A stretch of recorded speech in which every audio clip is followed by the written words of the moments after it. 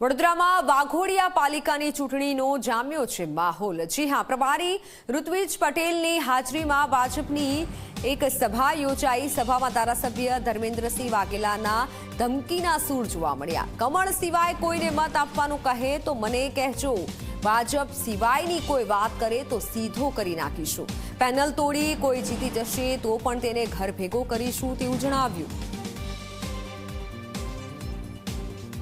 કોઈ એવો પ્રયત્ન ના કરતા બધાય કમળની પેનલથી ચાલજો। કમળ કમળ ને કમળ, કમળ સિવાય તમને કોઈ કહેવા પણ આવે ને તો મને ફોન કરજો, એટલે આપણે એને સીધો કરી નાખશું। ભૂલથી જો તમને એવું કહેવા આવે કે મને એક મત આપજો, બાકી તમારે જે કરવું એ કરજો, એવો કોઈ પણ ઉમેદવાર તમને ફોન કરે અથવા તો મળીને કહે તો આપણે જીતેલો હશે ને તો એને ઘરે કાઢી મૂકશું। કોઈ એવો પ્રયત્ન આપ જુઓ આ પ્રભારી ઋત્વિજ પટેલ કે જેઓ સીધી ધમકી આપી રહ્યા છે।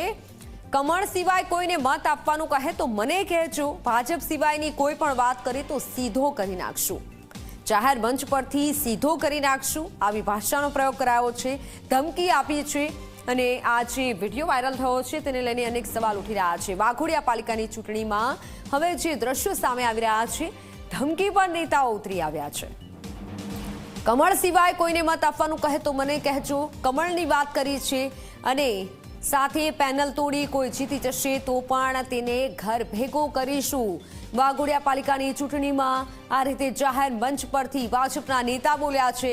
પ્રભારી ઋત્વિજ પટેલની હાજરીમાં આ રીતે ધર્મેન્દ્રસિંહ વાઘેલાએ નિવેદન આપ્યું છે।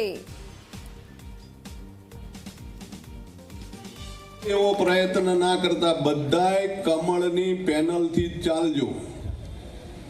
કમળ કમળ ને કમળ, કમળ સિવાય તમને કોઈ કહેવા પણ આવે ને તો મને ફોન કરજો, એટલે આપણે એને સીધો કરી નાખશું।